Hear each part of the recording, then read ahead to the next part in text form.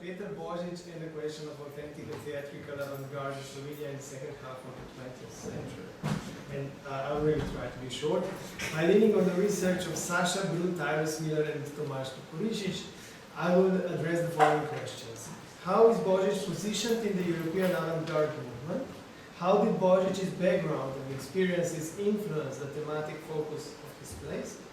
And to what extent are his early plays authentic? And to what extent can we trace influences of Beckett and Ionesco? By comparing his early plays with the plays of Beckett and Ionesco, this paper will provide a deeper understanding of Peter Božič's role in the development of avant-garde theatre in Slovenia and offer insights into the broader dynamics of cultural exchange and influence between the European center and periphery during the mid-20th century. Peter Božič emerged as a significant voice of dissent against the cultural and artistic norms imposed by the Yugoslav socialist state.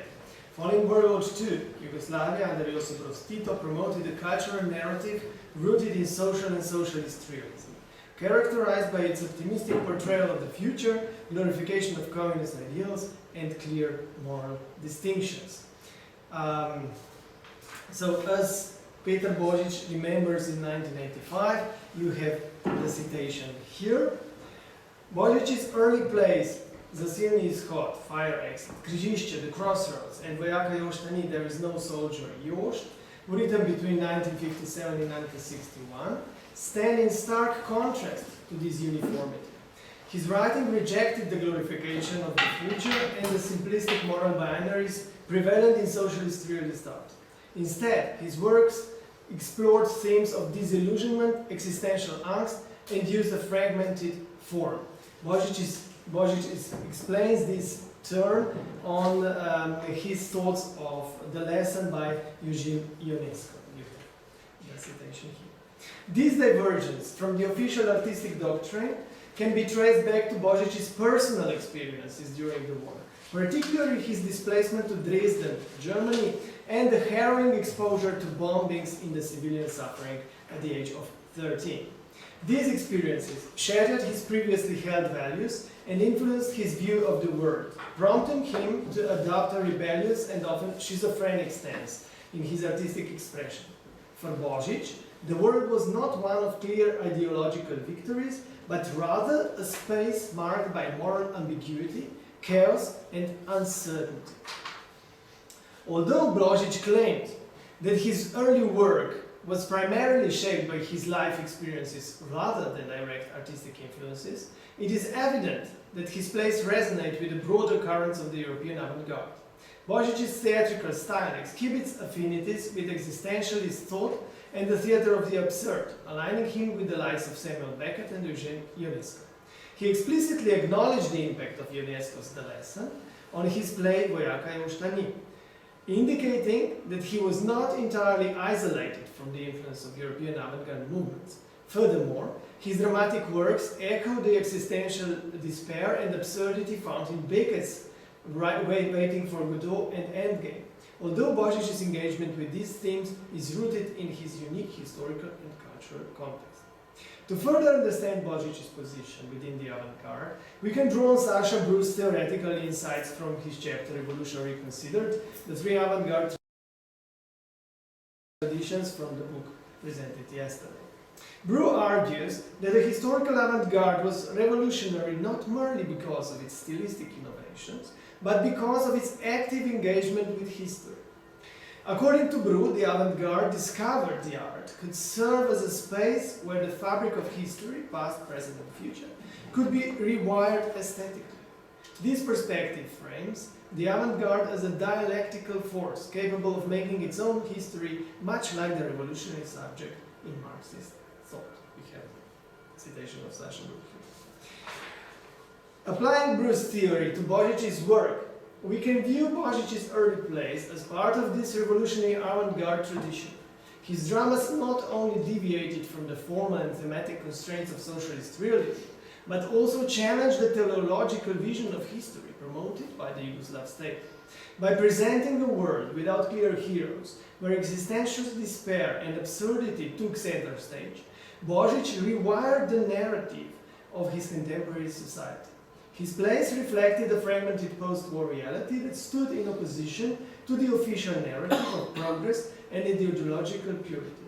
In this sense, Božič's theatre can be seen as an avant-garde practice that sought to reclaim the right to interpret the reality from the state, placing the complexities and contradictions of individual human experience at the forefront of his artistic exploration. Tyrus Miller's perspective on the avant-garde, as articulated in his chapter on aphorizing histories, provides another useful lens for analyzing Božič's work.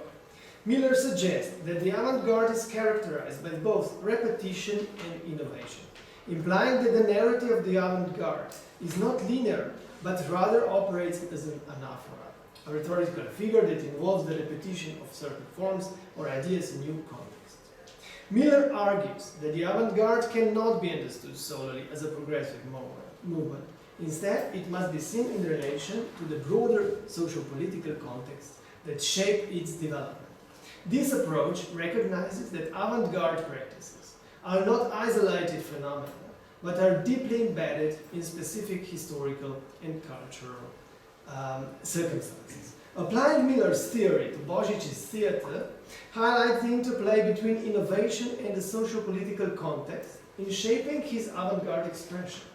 Božič's plays, while innovative in their rejection of socialist realism and their embrace of existential and absurdist themes, were also deeply informed by the specific historical conditions of World War II and post-war Yugoslavia. His avant-garde was not an isolated quest for artistic innovation, but was rooted in a critical response to the socio-political environment he found himself in. So let us move on to the comparison of Božič's earliest plays to Beckett and Ionesco.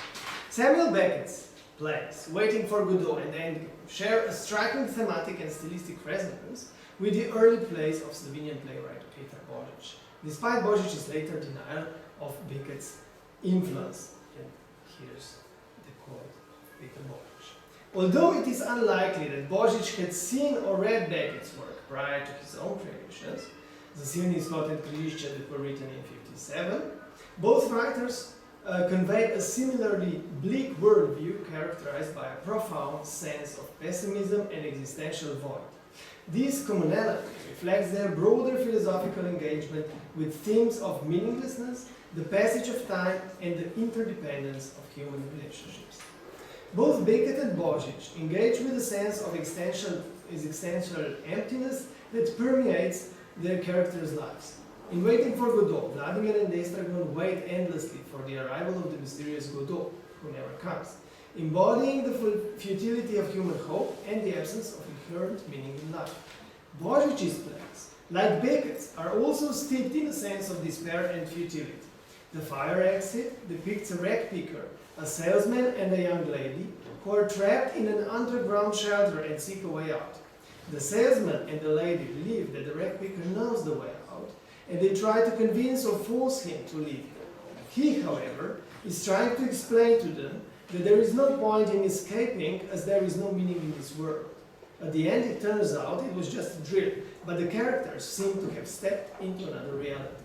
The second play, The Crossroads, they were staged together in 1961, is thematically connected to The Fire Exit. The salesman sends an invitation to the lady and the rag picker to come to the crossroads on an anniversary of the events in the shelter. Here the situation reminds us of the one in Waiting for Godot. The salesman is convinced that the rag picker ruined his life. The rag picker gave the salesman a sense of a void, of an existential emptiness that he cannot stand and cannot get rid of. He is waiting for the rag picker to come and exchange the dogs again, so he can have his life of an illusion back.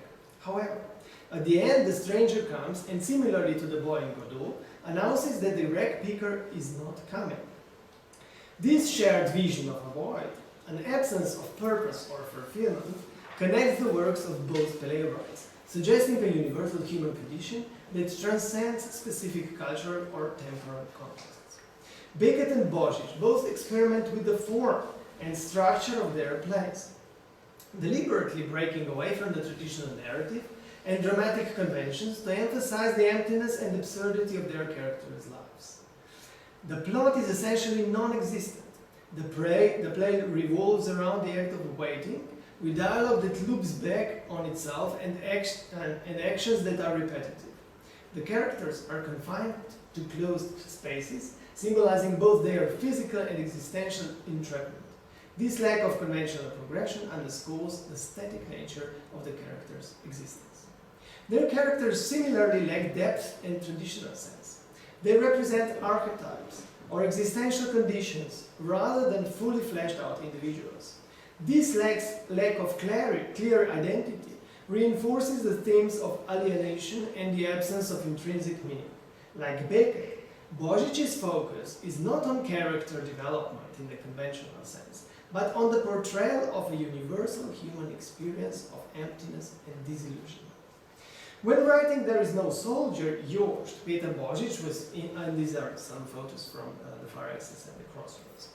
When writing There is no soldier, Jost, Peter Božič was influenced by a performance of the lesson by Eugene Ionesco, directed by Žarko Petan in 1958. Božič writes that very rarely some play caused such a radical leap forward in the development of Slovene theatre as did the performance of The Lesson by Eugene Ionesco, produced by Stage 57 and directed by Žarko Petan.